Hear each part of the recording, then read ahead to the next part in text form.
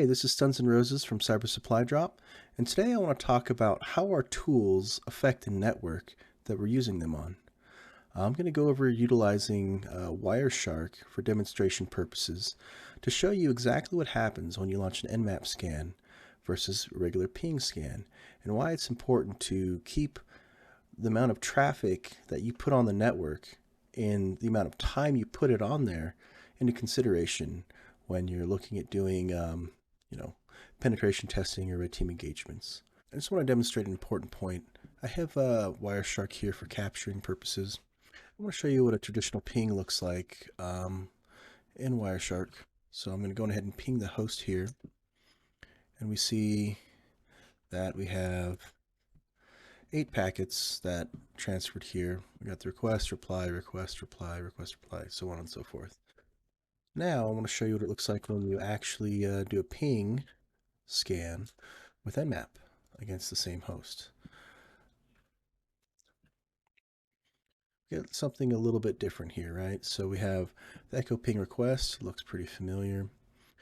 Then we have the timestamp request, SYN and ACK, and then the echo ping reply, and the timestamp reply, and of course our RST packets here that Nmap sends when it's doing these ping requests. Just to clarify a little bit, we're going to demonstrate what a standard Nmap scan with not very many options. I'm only putting the dash lowercase s capital S here for demonstrational purposes. Nmap does that by default, but I want to show you exactly how many packets can be generated from doing just a basic Nmap scan. So I'm going to go ahead and press enter, and we can see that a lot of traffic just happened in a very, very short period of time. We scroll all the way to the bottom. We see here that there's 2,058 packets. Of course, we had a few packets up here from the initial scans, but kind of pales in comparison to the amount of packets that happened from just that simple scan there.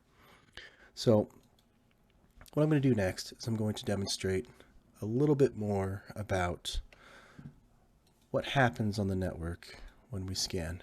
We see here that we have the FTP, SSH. What I'm going to do is I'm going to scan with Nmap. I'm going to do -A, -P. I'm going to only scan against port 21 and 22. Paste.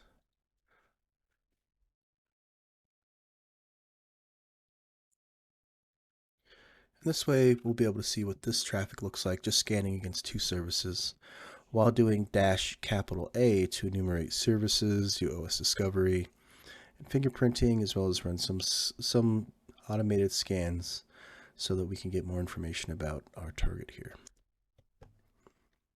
Now, as we can see, there's a lot of packets happening here, right? Just like before. And we can actually see what our scan will look like to the blue team. So when we're scanning, this is what the blue team can see in these type of in this quick succession, all the stuff that we're doing.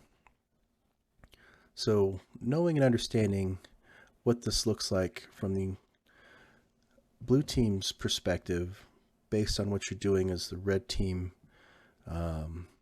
person, you have an idea for the kind of traffic that you're actually generating here. So if you need to be stealthy, you know that this isn't necessarily as stealthy as we may think it is. Okay, I just wanted to say thank you for watching. Hopefully you learned something there. People get into cybersecurity and they learn about these cool tools and just kind of throw them at services and networks. And sometimes it may not necessarily help in facilitating the goal you're trying to achieve. Thank you for watching. You have a good one.